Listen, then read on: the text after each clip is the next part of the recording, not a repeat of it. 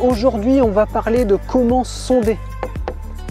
Comment sonder, on aborde deux aspects sur le tableau, donc en étang et en canal, de manière comme ça théorique, mais je vais aller rapidement dans les grandes lignes pour soulever les points importants et surtout les choses à ne pas faire. Ensuite, on passe à la partie pratique juste à côté. Je vous installe sur le ponton et on passe à la même chose, mais en partie pratique sur l'étang. Forcément, vous êtes au Carpodrome des Sources de la Chabanne en Corrèze. Donc c'est un étang, il a ce type de profil avec en gros 3 paliers de profondeur. Donc comment sonder en étang? C'est parti pour la vidéo.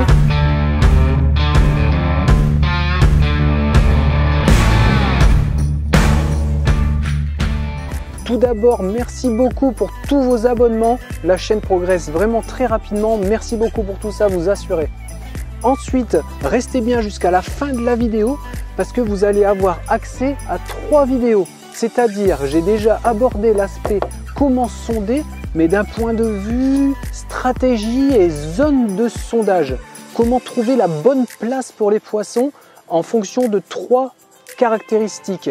Donc la productivité de l'étang, la période de l'année et forcément la zone, la nature des fonds. Cette vidéo, vous l'avez en fin de vidéo. Ensuite, vous aurez également accès à toute la playlist des astuces de pêche. Et puis voilà, une autre vidéo. Donc merci de rester jusqu'à la fin, consulter ces vidéos et partager. Alors, comment sonder en étang? 2 caractéristiques. La première caractéristique, si on va sonder sur des paliers. Donc on est sur un fond irrégulier, là il faut faire attention. Déjà quand on sonde, bien sûr on étale notre ligne, je vous montre avec la partie pratique juste derrière. Et notre ligne on va la tenir à la perpendiculaire du bout de notre sillon. C'est là où on va prendre notre fond. Bien sûr vous pouvez rajouter une talonnette ou rajouter un emmanchement. Si vous êtes avec une canne de 9 ou 10 mètres, vous passez un peu plus loin pour voir si les fonds augmentent derrière. Pareil devant, si vous trouvez des fonds vraiment moins profonds ou des zones de pierre qu'on peut détecter à la sonde, ça c'est intéressant d'amorcer sur ces zones. Mais sur le principe, c'est comme ça à la perpendiculaire. L'amorçage dans cette pente, c'est là où il faut faire attention. Si vous amorcez, et d'une manière générale pour tous les amorçages, dans les 3 caractéristiques qu'on va voir, on va toujours mettre nos boules, on jette nos boules comme ça, 50 cm à peu près devant le sillon. Donc les boules tombent et frappent l'eau à peu près 50 cm devant, elles descendent. Le truc c'est qu'elles soient le plus fixées possible pour que les poissons vont se concentrer là. Vous voyez le principe?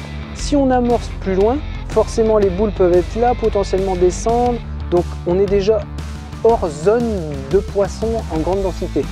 Quand on amorce, les poissons viennent sur la zone d'amorce et il faut pêcher sur cette zone, tout simplement. Donc, on prépare notre ligne à la verticale, on prend notre sonde, on prend notre fond et on va se balader de droite à gauche pour savoir s'il y a des trous. C'est intéressant de pêcher le plus à ras possible, mais on va revoir avec ça.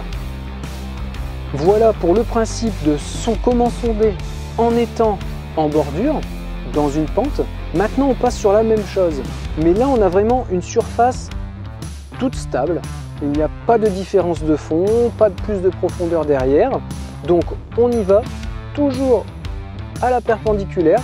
On a notre sonde, bien sûr, sur le fond. Je vous la montre, une sonde comme ça. Donc, type pyramidale. Favorisez les petites sondes. Vous voyez celle-ci? Donc, c'est une sonde en 10 grammes. Ça, c'est super pratique pour sonder et c'est avec ça que je vous montre la partie pratique juste derrière. Donc comme je viens de vous dire, les boules 50 cm devant à l'amorçage et on va prendre notre fond à la perpendiculaire. Là on est vraiment dans une zone facile à pêcher. Il faut favoriser ces zones là, on en revient un peu à l'étang juste derrière. Parce que ça va être simple de concentrer les poissons. Il suffira que vous soyez ultra précis pour concentrer les poissons, tout simplement. Ça, c'est pour vous présenter la méthode de sondage. Donc on va toujours avoir notre antenne et on va se fixer. Là, c'est une autre astuce, bien sûr, qu'il faut savoir et ne pas négliger. Donc on a notre fond, notre antenne de flotteur et notre ligne. La ligne doit se comporter comme ça. Hop, dans l'axe. le flotteur, la quille du flotteur et la ligne avec notre sonde. Mettez bien votre flotteur à ras. Vous devez sonder au même endroit que la pêche lors de la pêche. Certains pêcheurs vont sonder et mettre l'antenne à ras de l'eau comme ça. Mais quand vous pêchez, eh bien, vous décollez tout simplement de la hauteur de l'antenne. Donc le fond se prend vraiment comme ça, flotteur à l'équilibre en pêche et le plus à ras possible du fond. Allez, on y va. Maintenant que nous avons vu la partie théorique, on passe à la partie pratique. Donc j'ai installé ma canne, je vais installer ma sonde et je vous montre comment se comporte l'hameçon sur cette sonde. Ça c'est intéressant. Donc voilà. Quand vous êtes installé, votre sonde est comme ça. Votre hameçon est pris en bas et c'est comme ça qu'on positionne la sonde. Ensuite, pour se mettre à l'équilibre lors du sondage, eh bien moi j'ai mon flotteur qui est équilibré ici. Donc j'ai de la graisse sur l'antenne, vous voyez. J'espère que vous voyez bien. Ouais, ça va être pas mal ça. Donc j'ai de la graisse sur l'antenne, je surplombe toujours mes antennes pour que l'équilibrage soit mi-hauteur, tiers de hauteur. Et comme ça, c'est là où on va prendre notre fond. Ensuite, on n'aura plus qu'à faire un repère sur notre canne, répertorier ce repère sur les autres kits, si vous pêchez avec 2 ou 3 kits. Et puis voilà, c'est pas plus compliqué que ça. Donc vous voyez, là, c'est mon kit en 5,50 m et on va aller prendre le fond à 5,50 m. Donc je mets bien la ligne à la perpendiculaire, je descends et j'ai plus qu'à régler mon fond. Là, on voit qu'il y a carrément 30-35 de trop. C'est parti.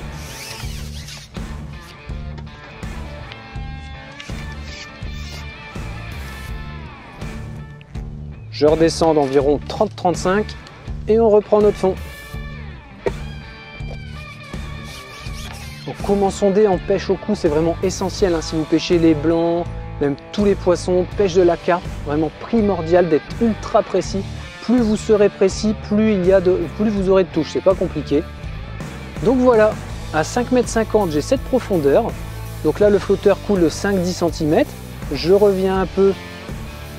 Et là, comme on a une pente, on est à ras. Hop. Et voilà comment il doit se comporter quand vous sondez. Vous devez faire votre marque et votre ajustement comme ceci. Donc vous cherchez à gauche, à droite, s'il n'y a pas des zones de pierre, de l'enrochement, des zones plus profondes. Vous pouvez tester, vous voyez là, je suis 1 m 50 cm à droite et hop, il y a une pierre. Vous voyez, je bloque sur une pierre.